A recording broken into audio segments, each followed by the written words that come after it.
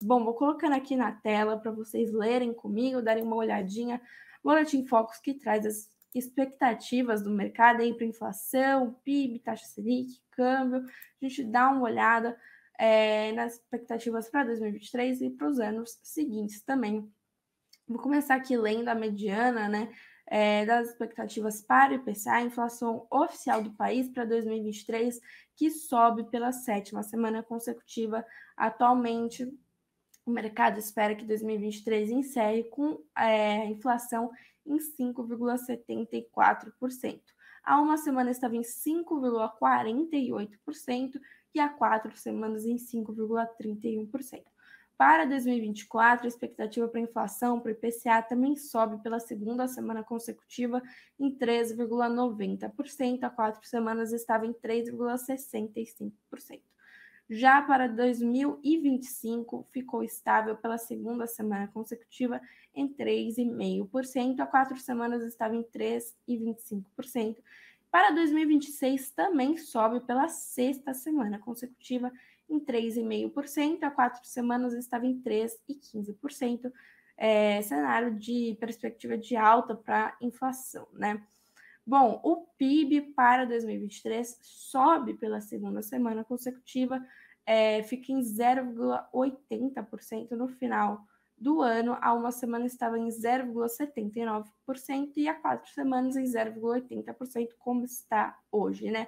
Já para 2024 ficou estável pela 5ª semana consecutiva em 1,5%. Já para 2025, caiu nessa semana para 1,89%, igual há 4 semanas. Aliás, na semana anterior estava em 1,90%. Já para 2026, ficou estável aí, já 46 semanas, em 2%.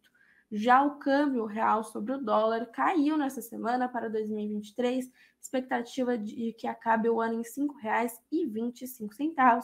Há uma semana estava em R$ 5,28 e há 4 semanas em R$ 5,27. Já para 2024, ficou estável pela 3ª semana consecutiva em R$ 5,30. 2025, R$ 5,30 também estável há 6 semanas a projeção. Para 2026 ficou estável também, R$ 5,30. Já a taxa Selic, a nossa taxa básica de juros aqui, ficou estável a projeção pela 2ª semana consecutiva para 2023 em 12,5%. Lembrando que a Selic está em 13,75% ao ano neste momento. Em 2024, estável nessa semana em 9,5%. 2025 estável também em 8,5%. E para 2026 subiu a projeção pela 2ª semana consecutiva em 8,5%, pessoal. Bom, essa edição do Focus dessa semana, dessa segunda-feira, essa semana é semana de decisão de política monetária. Eu vou chamar aqui o Gustavo Sung para nos ajudar nessa leitura aqui tão esperada para essa semana. Gustavo, bom dia, seja bem-vindo, obrigada pela sua participação. Olá, Bia, bom dia, investidores. Vamos aí, uma semana agitada pela frente, até pegando meu café aqui para poder acompanhar melhor as notícias da semana. Só o café para salvar hoje mesmo, né? Bom, Gustavo, da sua perspectiva aí, quais são os destaques do Focus para essa semana, no que o investidor tem que ficar de olho aqui, de acordo com o boletim que foi divulgado hoje? Olha, Bia, basicamente esse Boletim Focus para mim não houve grandes mudanças, tá? Eu acho que o cenário está muito bem mapeado com as principais tendências que já vemos nas últimas semanas, tá? Alguns pontos para ficar ligado. O IPCA, ele continua subindo, tá 5,74, aí subiu de 4 semanas 5,31. Basicamente aí é um pouquinho mais de peso sobre os preços administrados, tá? A gente saiu de 7,25, aqui a gente pode olhar para 8,39. Então, preço administrado, só para o pessoal saber, IPCA tem preços livres e preços administrados, cada um com seus respectivos pesos. E aí, um aumento aí do preço administrado vai afetar a composição aí no IPCA um pouquinho, tá? A atividade está muito bem mapeada, é 0,8, a gente está aqui com na Suno, a gente divulgou o relatório semana passada até com uma alta um pouquinho maior de 1%, e o câmbio está relativamente estável no patamar de 5,25, e como bem a gente vem trazendo em vários nossos discursos, é que vai depender muito da reforma da tributária, do novo arcabouço fiscal, toda a discussão, E eu acho que um ponto interessante que você trouxe para a gente poder linkar esse Boletim Focus com a realidade é que, politicamente falando, acho que quarta-feira a gente tem dois eventos importantes que, de forma econômica, que é a decisão da taxa de juros aqui no Brasil, lá nos Estados Unidos, mas em Brasília, os deputados e senadores eleitos em outubro tomam posse às 10 horas da manhã e às 4h30 a gente já tem a votação para os presidentes e a mesa diretora. E aí a gente fez até uma análise interessante, é que Lira pode ter uma vida mais fácil, ele tem quase o apoio tanto da oposição quanto do governo, são assim quase 16 partidos, quase 400 deputados, ele precisa só de 257 para poder se reeleger, é uma peça fundamental que eu acho que pode ganhar atração, pautas importantes e reformas. E Pacheco vai ter a vida um pouquinho mais difícil, a tendência é que ele se reeleja, mas Rogério Marinho aí corre por fora, ele tem um apoio aí, de certa forma, PP, PL, republicanos, ali uma ala um pouquinho mais ligado ao bolsonarismo, para tentar fazer frente a Pacheco. A princípio a gente vê Pacheco ali saindo vitorioso, mas a gente precisa ficar ligado, acho que não teremos grandes surpresas, mas aí tem uma disputa um pouquinho mais acirrada no Senado. E por que isso é importante? Porque isso vai afetar câmbio, principalmente no primeiro momento, juros futuros, e aí se isso afetar, de certa forma, criar barreiras ou não para uma possível aprovação de reforma, vai afetar inflação, expectativas de inflação, vai afetar o cenário e até o PIB.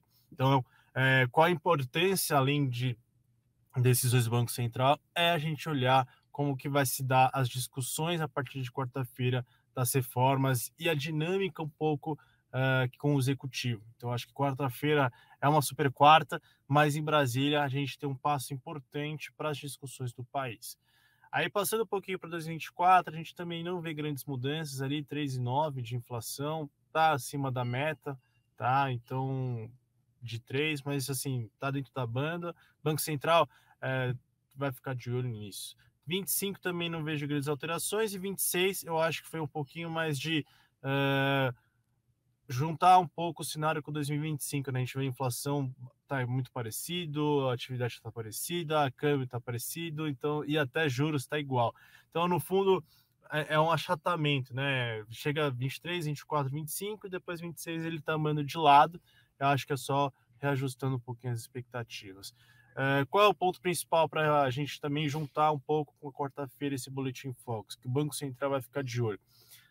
Não vemos grandes alterações, tá? Acho que é manutenção em 3,75, mas para o pessoal aí de casa ficar ligado, como o Banco Central vai reagir, ou no fundo vai usar quais palavras para descrever como que ele está enxergando essas incertezas fiscais, incertezas em relação ao mundo, incertezas em relação a essas expectativas, principalmente mais aí para 24 e 25 que estão acima da meta, como que ele está enxergando isso? Eu acho que é o ponto para a gente ficar ligado. Decisões eu acho que não vão ser muito alteradas, a gente vai ficar em 3,75. Mas como o Banco Central, Roberto Campos Neto, está enxergando como que está esses primeiros meses do governo, primeiros dias do governo, essas incertezas, provavelmente ele vai sempre usar aquela frase que ele tem: vamos continuar na estratégia, perseverar para levar a inflação acima da meta e vamos tomar todas as medidas necessárias para a convergência da inflação. Isso acho que ele sempre vai usar, porque é uma mensagem forte, mas ter sensibilidade de como que ele enxergar essa situação econômica, incerteza, eu acho que é o ponto principal da reunião desse Copom.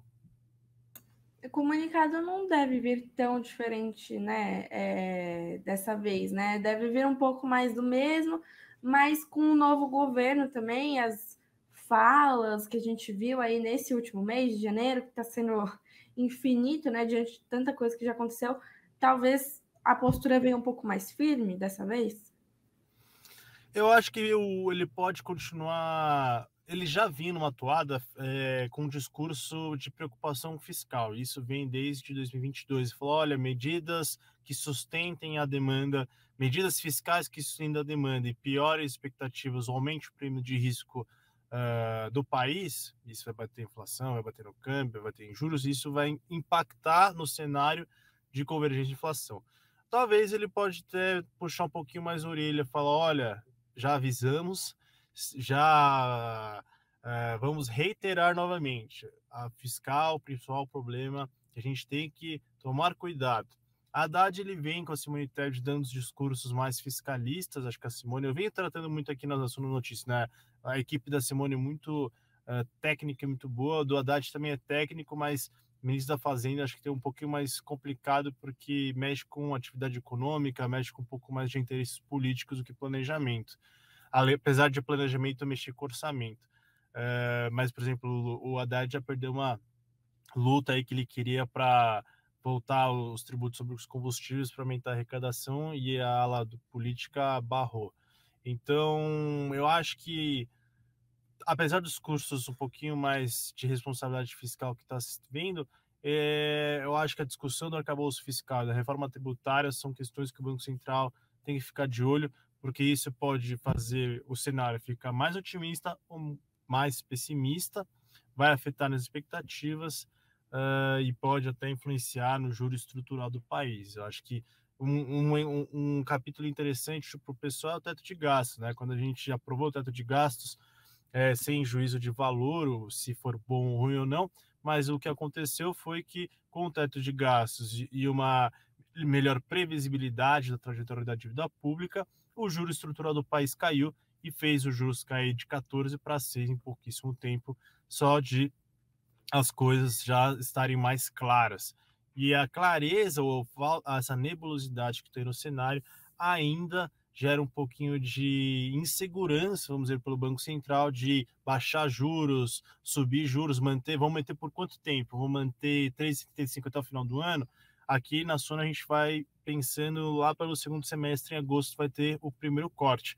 Mas, de novo, vai depender muito de como que as coisas vão se andar até lá. Será que o Banco Central vai ter segurança necessária para fazer um corte, vendo que a inflação não está totalmente em trajetória aí para a meta, as expectativas não estão? Então, tem bastante coisa para correr até o segundo semestre, mas um pouquinho é isso que o Banco Central está de olho.